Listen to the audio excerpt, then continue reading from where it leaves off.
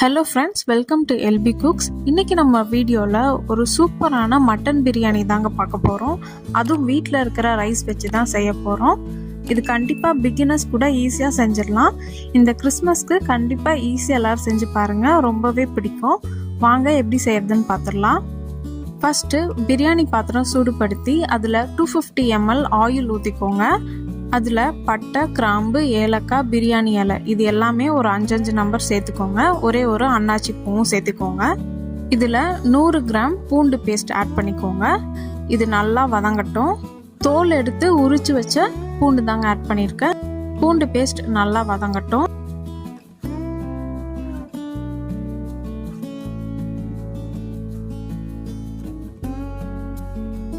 பாருங்க, பூண்டு பேஸ்ட் நல்லா வதங்கிடுச்சு. இதில் 400 கிராம் வெங்காயம் ஆட் பண்ணிக்கோங்க. வெங்காயமும் நல்லா வதங்கணும், அது வரைக்கும் வெயிட் பண்ணலாம்.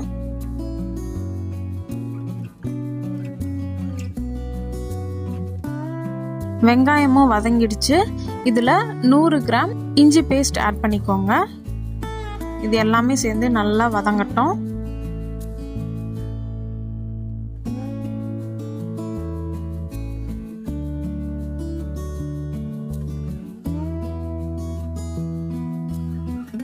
இதில் 7 to 8 பச்சை மிளகா ஆட் பண்ணியிருக்கேன். உங்கள் காரத்துக்கு ஏற்ற போல் ஆட் பண்ணிக்கோங்க. இதுவும் சேர்த்து மிக்ஸ் பண்ணிடலாம்.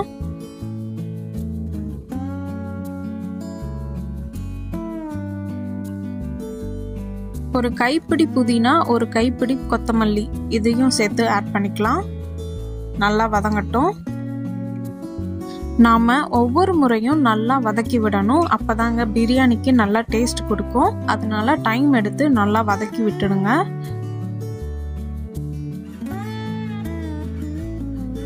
இதில் ஒரு 10 கிராம் மிளகாத்தூள் ஆட் பண்ணிக்கோங்க. இது எல்லாமே சேர்ந்து நல்லா கலந்து விட்டுக்கலாம். அந்த எண்ணெயிலே அந்த கலர் வரணும். நல்லா வதக்கிக்கோங்க.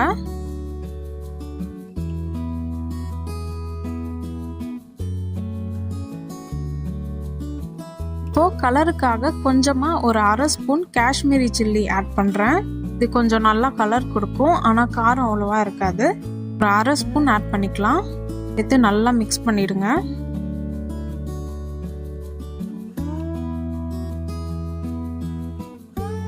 ஒரு 400 கிராம் தக்காளி ஆட் பண்ணிக்கோங்க. தக்காளி நல்லா வதக்கிக்கோங்க. தக்காளி நல்லா பேஸ்ட்டாக குழஞ்சு வரணும், அது வரைக்கும் வெயிட் பண்ணலாம்.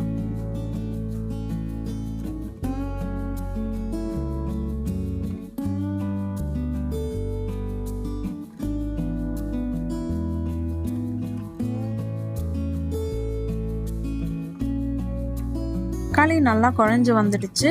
இதில் ஒரு 200 கிராம் தயிர் ஆட் பண்ணிக்கோங்க. இதையும் சேர்த்து நல்லா கலந்து விட்டுக்கலாம்.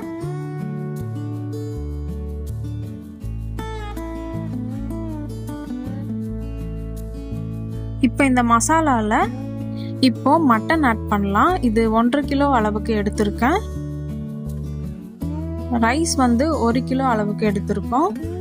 1 கிலோ ரைஸ்க்கு 1.5 கிலோ அளவுக்கு மட்டன் எடுத்தால் பிரியாணி நல்லா டேஸ்ட் கொடுக்கும். முடிஞ்ச அளவுக்கு குவான்டிட்டி அதிகப்படுத்துங்க. கறியோட குவான்டிட்டி அதிகப்படுத்துங்க.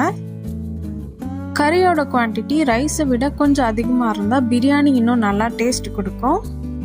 மட்டன் எல்லாம் நல்லா கலந்து விட்டுக்கலாம். பாருங்க, மட்டன் எல்லாம் நல்லா கலந்துட்டோம்.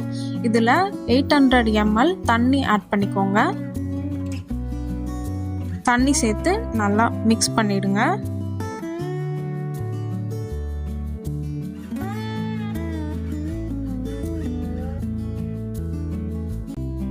இப்போ இந்த மசாலாக்கு தேவையான உப்பு ஆட் பண்ணிக்கோங்க.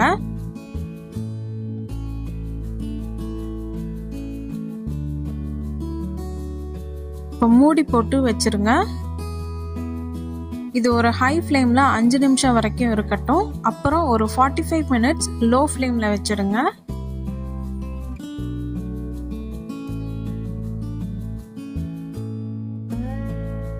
பாருங்க, 45 மினிட்ஸ் கழிச்சு பார்க்குறோம். சைடில் ஆவி நல்லா வந்துடுச்சு. பாருங்க, ஓப்பன் பண்ணி பார்த்துடலாம். பாருங்க, நம்ம மட்டன் எல்லாம் நல்லா வெந்திருக்கு. இதில் ஒரு 1/2 லெமன் பிழிஞ்சு ஊற்றிக்கோங்க.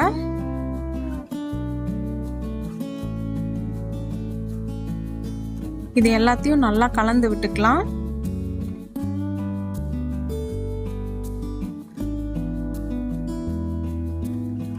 மறுபடியும் மூடி போட்டு விட்டுடலாம். சிம்மிலே வச்சுக்கோங்க.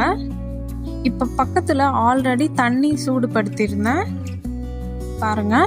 அதில் ஒரு ஸ்பூன் அளவுக்கு உப்பு ஆட் பண்ணிக்கோங்க.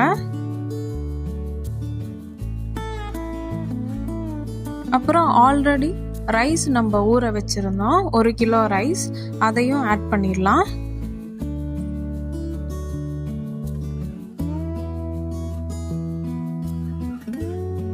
ரைஸ் ஒரு 3 நிமிஷம் வேகட்டும். அதுக்கப்புறம் நம்ம வடிச்சு எடுத்துடலாம்.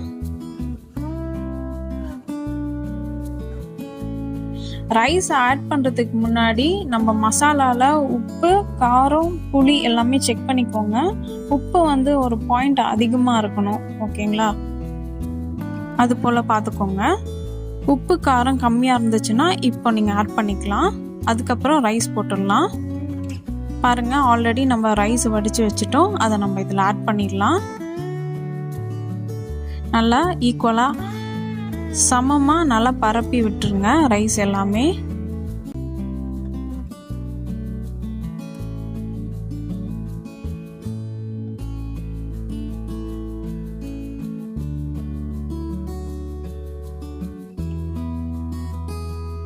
கொஞ்சமா ரைஸ் மேல லைட்டா தண்ணி ஊத்திக்கலாம்.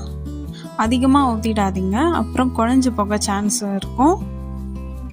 அதிகமாக தண்ணி ஊற்றிடாதீங்க, லைட்டாக தான் ஊற்றுறோம். இப்போ கொஞ்சமாக புதினா, கொத்தமல்லி ஆட் பண்ணி மூடி வச்சிடலாம்.